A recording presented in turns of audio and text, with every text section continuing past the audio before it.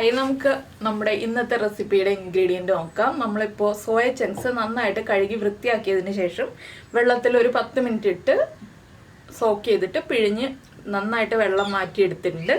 വലിയ soya chunks ആണ് കേട്ടോ ഇത്. ചെറിയ സോയ ചങ്ക്സ് ആണെങ്കിൽ കുറച്ച് ടേസ്റ്റ് കുറവായിരിക്കും. നമുക്ക് വലിയ സോയ ചങ്ക്സ് ആണെങ്കിലാണ് ടേസ്റ്റ് കൂടുതലുണ്ടാവുക. അപ്പോൾ നമുക്കിനി ഇതിലേക്കുള്ള കാര്യങ്ങളൊക്കെ നോക്കാം.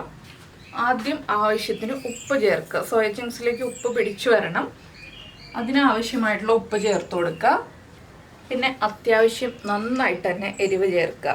എന്താണെന്ന് വെച്ചാൽ സോയ ചങ്ക്സിൻ്റെ ഉൾഭാഗത്തേക്കൊക്കെ എരിവ് പിടിച്ചു വന്നാലേ നമ്മുടെ സോയ ചങ്ക്സ് ഫ്രൈ ചെയ്ത് വരുമ്പോൾ ടേസ്റ്റ് ഉണ്ടാവുള്ളൂ. ഞാൻ എരിവുള്ള മുളക് പൊടി ഒരു 2 ടീസ്പൂൺ ചേർക്കുന്നുണ്ട്. കളറിന് വേണമെങ്കിൽ റെഡ് ഫുഡ് കളർ ചേർക്കാം. ഞാനിപ്പോൾ ഫുഡ് കളർ ചേർക്കുന്നില്ല. കാശ്മീരി ചില്ലി പൗഡർ ഒരു ടേബിൾ സ്പൂണും ചേർക്കുന്നുണ്ട്.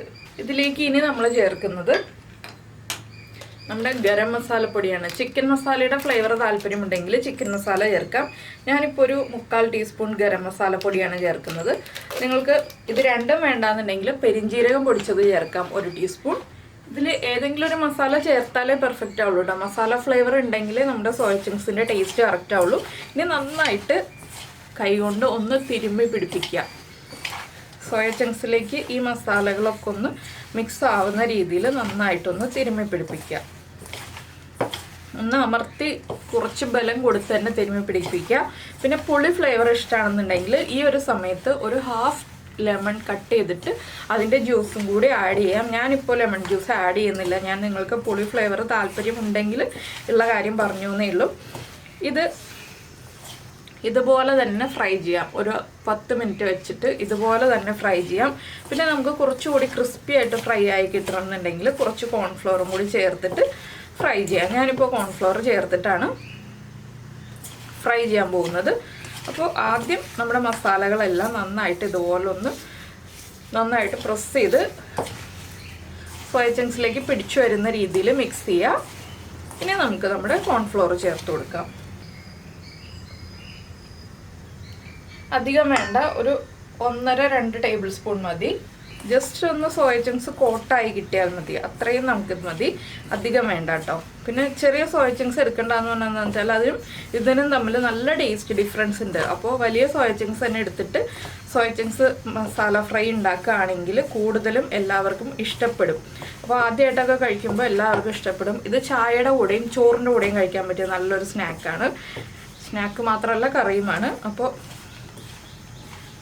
നമ്മുടെ കോൺഫ്ലോറൊക്കെ ഇതാ കോട്ടായി വന്നിട്ടുണ്ട്. ഇനി നമുക്കതൊരു 10 മിനിറ്റ് അടച്ചു വയ്ക്കാം. അതിനുശേഷം നമുക്ക് ഫ്രൈ ചെയ്തെടുക്കാം. നമ്മുടെ സോയ ചങ്ക്സ് നമ്മൾ മാരിനേറ്റ് ചെയ്ത് വെച്ചിട്ട് 10 മിനിറ്റ് കഴിഞ്ഞു. അപ്പോൾ ഞാൻ എണ്ണ ചൂടാക്കാൻ വെച്ചിട്ട് എണ്ണ ചൂടായോ എന്ന് അറിയാൻ വേണ്ടി ഒരു കറിവേപ്പില ഇട്ടിട്ടുണ്ട്. കറിവേപ്പില ഒന്ന് കുക്കായി വന്നിട്ടുണ്ട്. ഇനി നമുക്കിതിലേക്ക് നമ്മൾ റെഡിയാക്കി വെച്ചിരിക്കുന്ന സോയ ചങ്ക്സ് ഇട്ട് കൊടുക്കാം. കുറച്ച് വീതം ഫ്രൈ ചെയ്തെടുക്കുന്നുള്ളൂ കേട്ടോ. ഒരുമിച്ച് തന്നെ കൂടുതൽ ഇട്ടിട്ട് ഫ്രൈ ചെയ്തെടുക്കുന്നില്ല. നമുക്ക് ഫ്രൈ ചെയ്തെടുക്കാൻ എളുപ്പം വളരെ കുറച്ചിട്ടിട്ടാണ്. അപ്പോൾ ഞാൻ ആദ്യം ഇത്രയുമേ ഇടുന്നുള്ളൂ. ഇതിനി ഉടനെ തന്നെ ഇളക്കി കൊടുക്കരുത്. അതിൻ്റെ കൂടെ തന്നെ കുറച്ച് കറിവേപ്പിലയും കൂടി ഇട്ട് കൊടുക്കുക. കറിവേപ്പിലയുടെ ഫ്ലേവറും കൂടി നമ്മുടെ സോയ ചങ്ക്സിലേക്ക് ഒന്ന് പിടിച്ചു വരാനാണ് നമ്മൾ ഇതുപോലെ കറിവേപ്പിലയും കൂടി ഇട്ട് കൊടുക്കുന്നത്.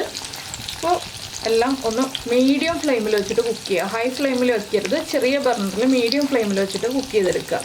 അപ്പോൾ ഈ സൈഡൊന്ന് കുക്കായി തുടങ്ങുമ്പോൾ നമ്മൾ ഇളക്കി കൊടുക്കുക. അല്ലാതെ ഇളക്കി കൊടുത്തിട്ടുണ്ടെങ്കിൽ അതിലുള്ള ആ ഒരു കോട്ടിങ് ഉണ്ടല്ലോ, ഇപ്പോൾ കോൺഫ്ലവറിൻ്റെ ഒക്കെ ഒരു കോട്ടിങ് ഉണ്ട്, അത് പോവും. അതുകൊണ്ടാണ് നമ്മൾ ഇപ്പോൾ തന്നെ ഇളക്കി കൊടുക്കരുതെന്ന് പറയുന്നത്.